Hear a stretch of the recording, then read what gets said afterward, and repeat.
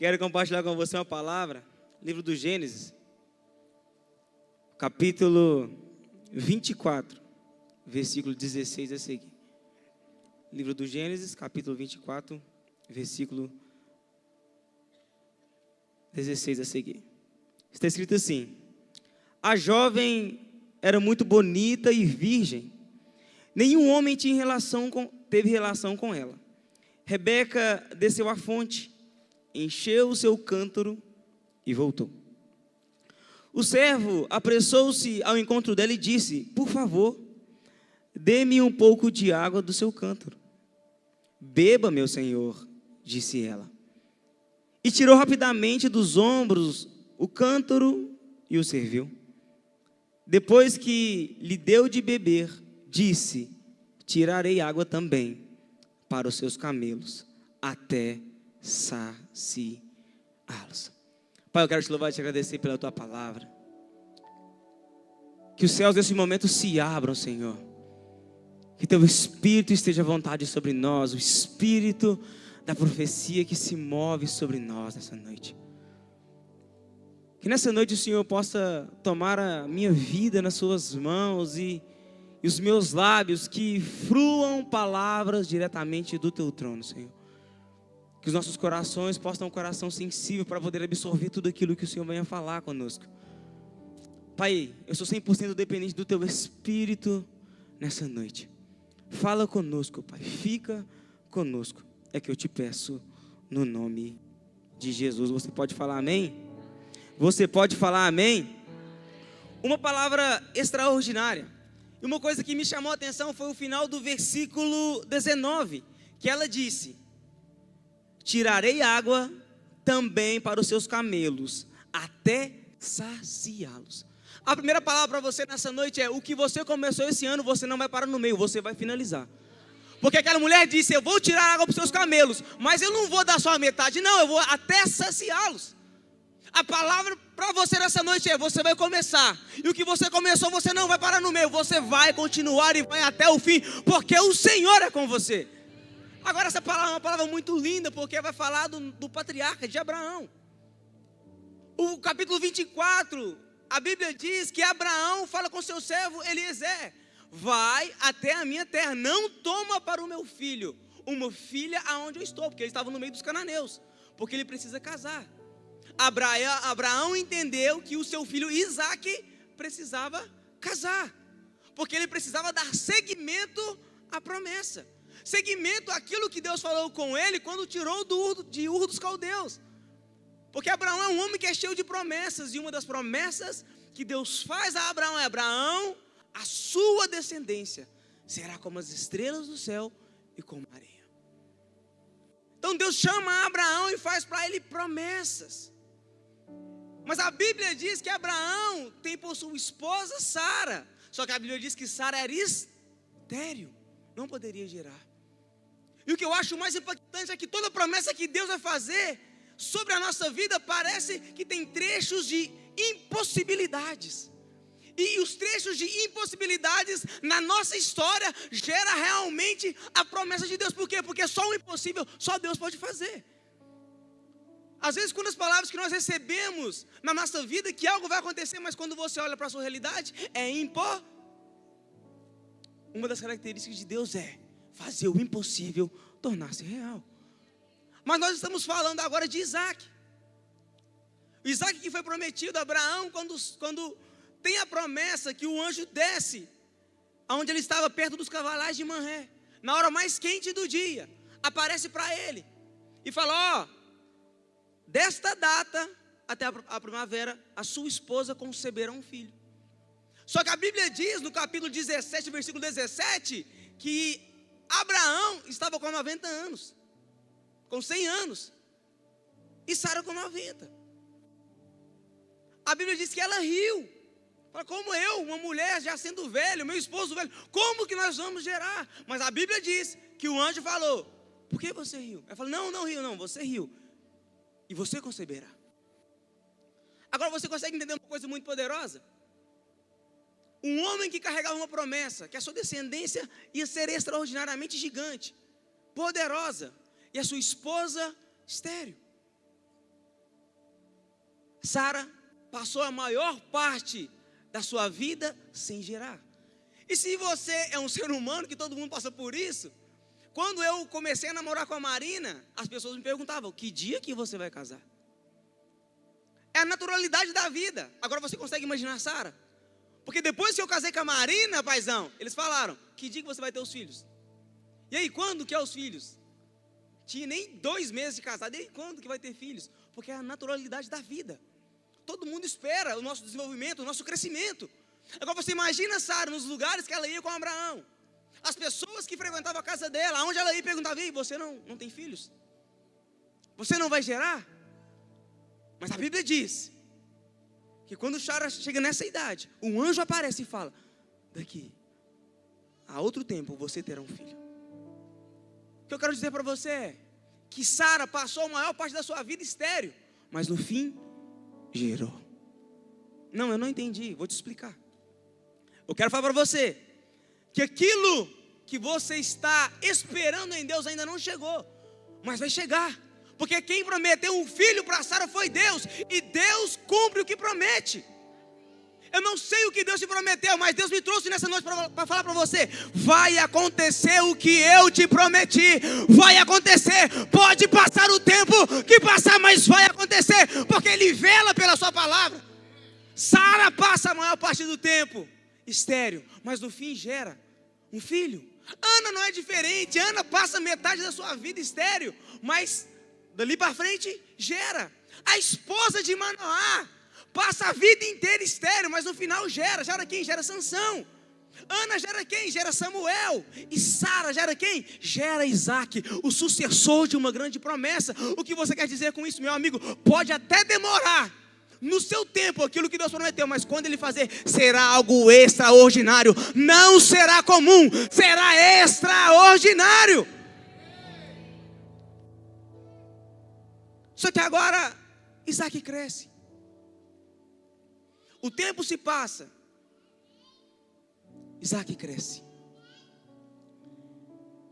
e chega um tempo de Abraão falar, ó, Eliezer, está na hora de buscar uma esposa para o meu filho. O que eu acho mais interessante em Abraão é que ele tem cuidado com quem vai casar com seu filho. Por quê? Porque ele é uma Você precisa tomar muito cuidado com quem entra na sua vida. Porque eu acho que a pior coisa da vida é você é uma pessoa cheia de sonhos, cheia de virtudes e promessas em Deus, e casar com uma pessoa errada. E Abraão tem esse cuidado. Só que, Simone, uma coisa que eu acho interessante é que Abraão chama o seu servo Eliezer e fala, ó, vai lá na minha terra buscar uma esposa para o meu filho. Não busque aqui no meio os cananeus, aonde eu vivo. Mas, Eliezer, você precisa fazer uma coisa primeiro. O quê? Jura para mim que você não vai buscar uma mulher daqui da onde nós estamos morando. A Bíblia fala que Abraão mandou Eliezer colocar a mão na sua coxa. Por quê? Porque naquele momento ele estava fazendo com ele uma aliança, um juramento. E naquele tempo era, eu vou fazer conforme a sua palavra. Mas antes dele fazer esse juramento, a Bíblia diz que Abraão falou, ó, e vai diante de você um anjo do Senhor. Então Eliezer ia buscar uma esposa para ir. Vamos lá, Eliezer ia buscar uma esposa para ir, e Abraão manda ele ir, certo? Mas primeiramente, você precisa entender que todo destino que Deus vai te mandar você ir, você não vai sozinho, vai alguém à sua frente. A Bíblia diz que Ele manda um anjo. Abraão disse, e vai um anjo à sua frente. Então Eliezer já não ia mais sozinho, pastor Bruno. Um anjo já ia com ele. E a segunda coisa que se posiciona na vida de Eliezer é, ele fez um juramento a Abraão. Então Eliezer lá ia já com um anjo e um jurar. Os versículos posteriores, que estão no capítulo 24, vai falar o seguinte, que Abraão disse a Eliezer, Eliezer leva consigo 10 camelos. Nós falando assim é uma coisa normal, mas camelo era o meio de transporte naquela época. Agora imagine um carro que você quer ter. Qual carro que você quer ter? Fala para mim.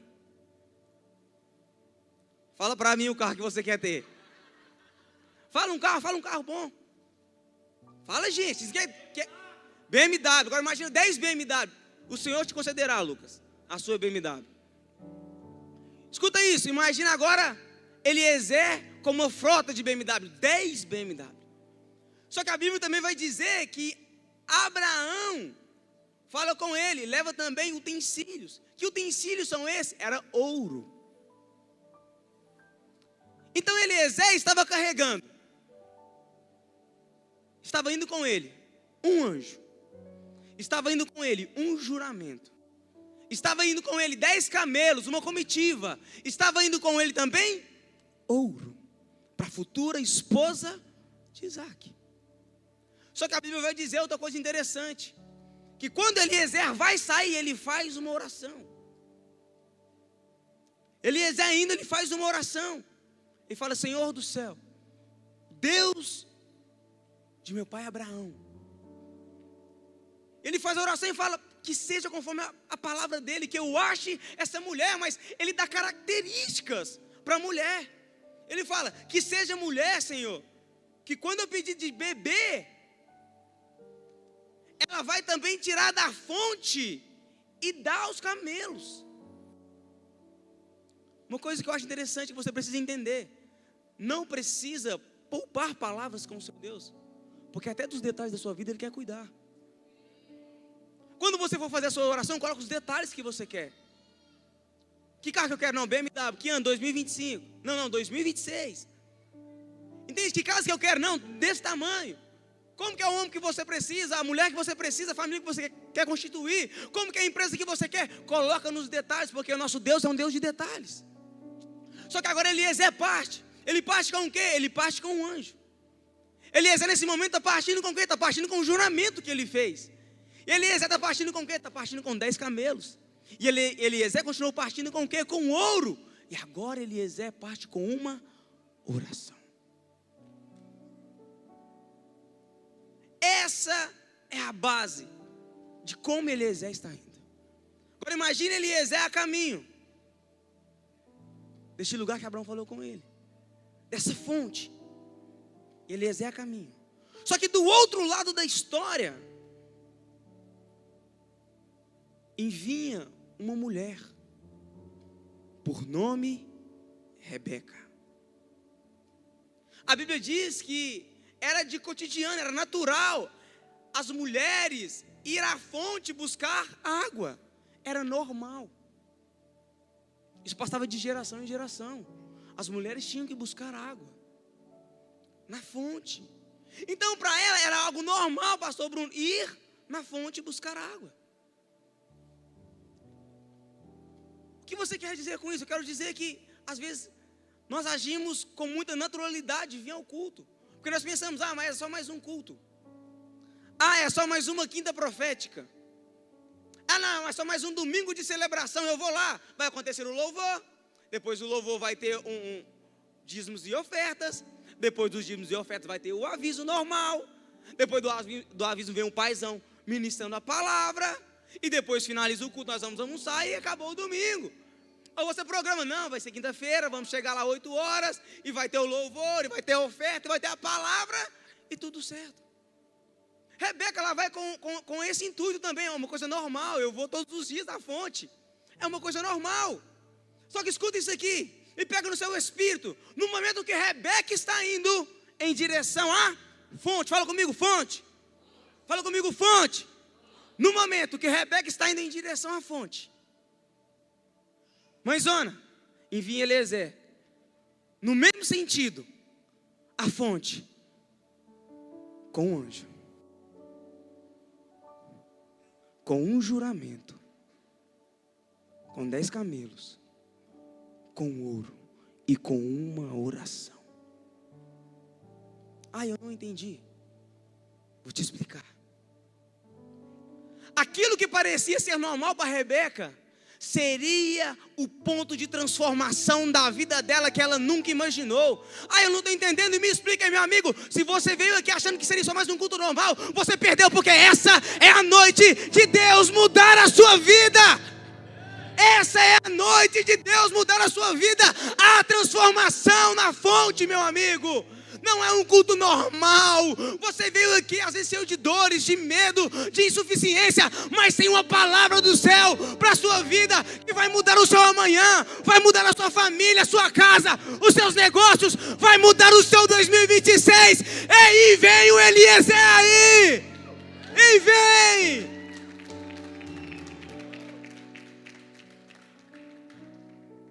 Agora você precisa entender uma coisa muito poderosa. A Bíblia diz,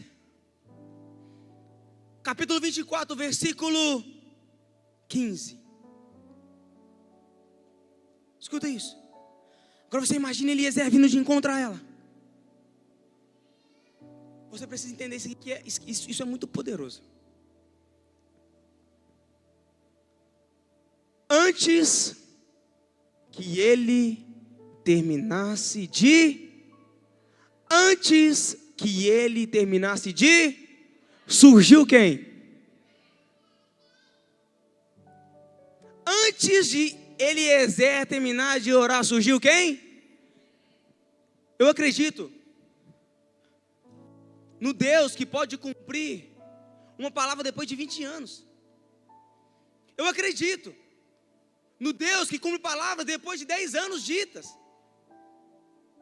Aqui é uma vivência, nós estamos vivendo isso. Depois de anos de construção, onde nós estamos. Eu acredito em palavras que Deus pode cumprir em 1 ano, em 10 meses. Ei, mas eu quero dizer para você nessa noite eu também acredito num Deus que pode te responder, mesmo antes de você terminar de orar. Deus vai responder a sua oração. O que você quer dizer com isso? O que eu quero dizer é que vocês estão em um ambiente profético, e a oração que você fizer aqui, Deus já vai entregar nas suas mãos. Deus vai aumentar o seu nível de intimidade, porque não vai gastar você finalizar a oração, e Deus vai responder. Foi o que aconteceu. Foi o que aconteceu. Antes de ele terminar de orar, ele viu Rebeca. Rebeca se chegou. E o que eu acho poderoso, deixa eu ensinar, conjecturar. A Bíblia não diz, mas estou imaginando aquela cena. Rebeca chegando com seu balde, num dia comum, com os mesmos pensamentos. É só mais uma vez que eu vou tirar água, é mais um dia, é algo normal. Vou lá bater cartão. Afinal, vou lá para minha mãe não me xingar, meu pai não me xingar, vou lá fazer o de costume.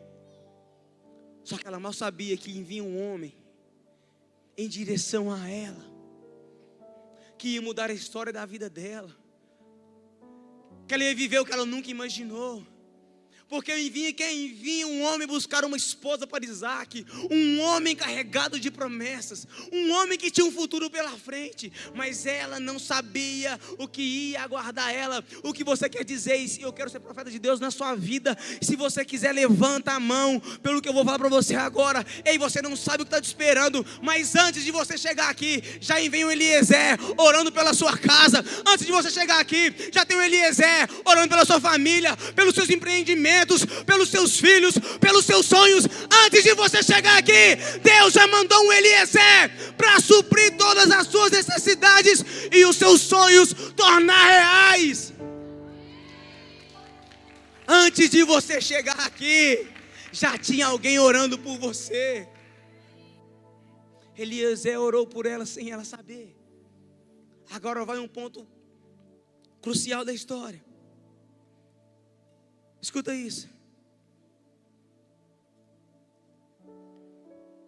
24, versículo 17. O servo apressou-se ao encontro dela e disse: por favor, dê-me um pouco de água do seu cântaro. Você precisa entender algo poderoso aqui. Rebeca nunca tinha visto Eliezer. Ela nem sabia quem era. A Bíblia diz que ele pede ela um pouco de água do seu cântaro. A Bíblia diz que ela deu para ele. Você precisa entender que a bênção na nossa vida sempre passará pelo estágio da decisão. Você precisa decidir. Rebeca decidiu dar água a Eliezer. Agora você imagina comigo que a Bíblia diz que naquele tempo as mulheres iam à fonte. Agora vamos conjecturar comigo. Agora você consegue imaginar as mulheres, as amigas dela, vendo ela dar água a um homem desconhecido. Imagina o burburinho. Se fosse nos dias de hoje, imagine ela com o WhatsApp. Amiga, vou te contar a maior. Rebeca está dando água para um homem desconhecido. A amiga não pode ver um homem, olha lá. Imagina os burburinhos sobre Rebeca. Só que o que eu acho mais interessante é que quando ela dá água a um homem, ela fala: eu também vou tirar água e dar todos os seus camelos, até saci. Eu fui pesquisar. Você sabia que um camelo, ele toma de 100 a 200 litros de água? Você sabia disso?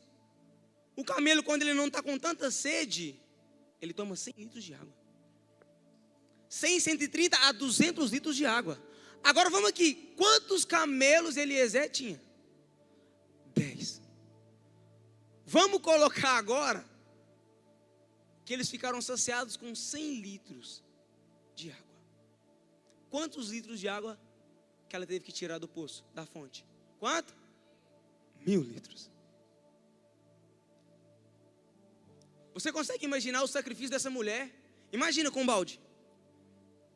Vamos na fonte. Vamos tirar, vai virar figurinha, né? Tira a água da fonte e serve o primeiro camelo. E sacia a sede daquele primeiro camelo.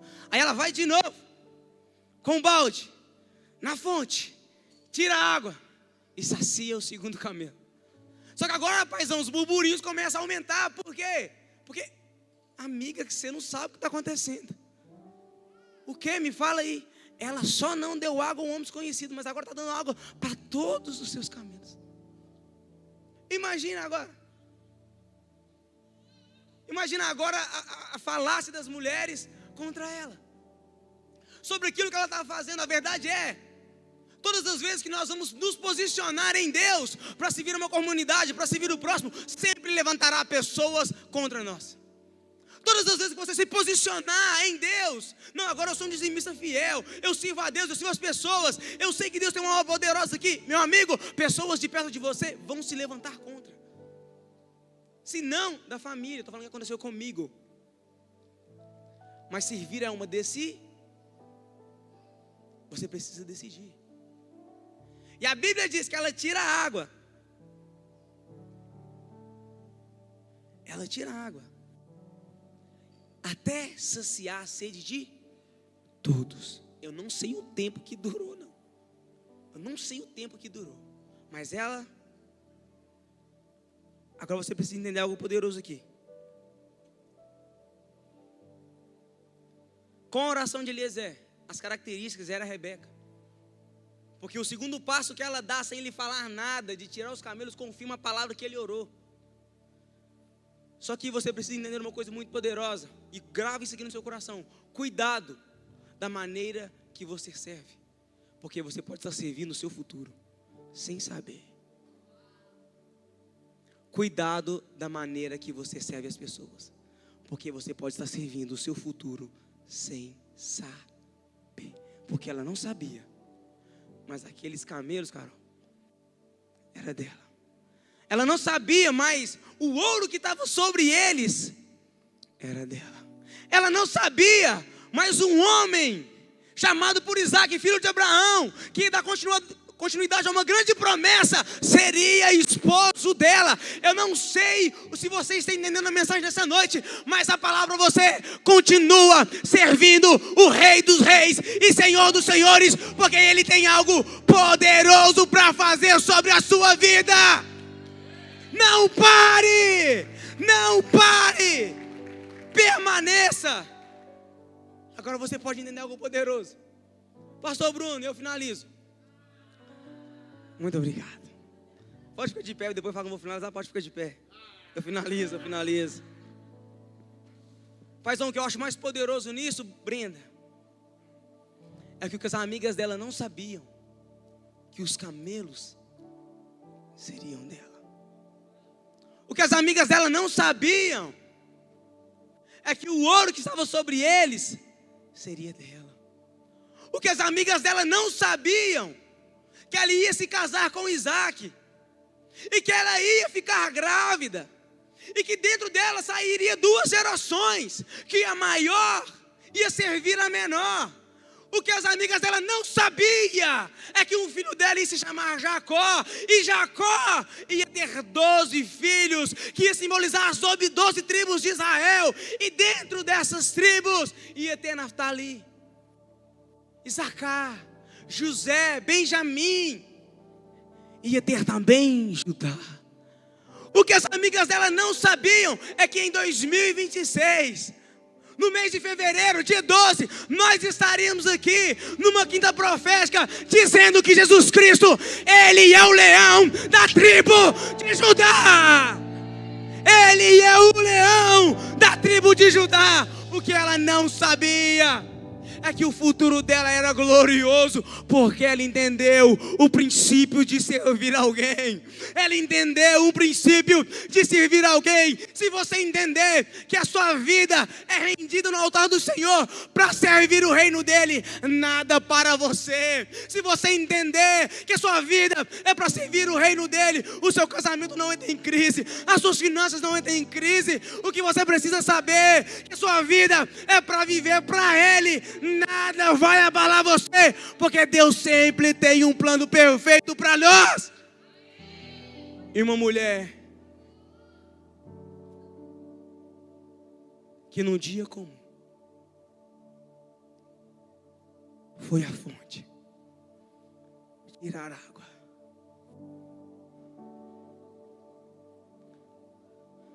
E ela não sabia que na mesma direção vinha um homem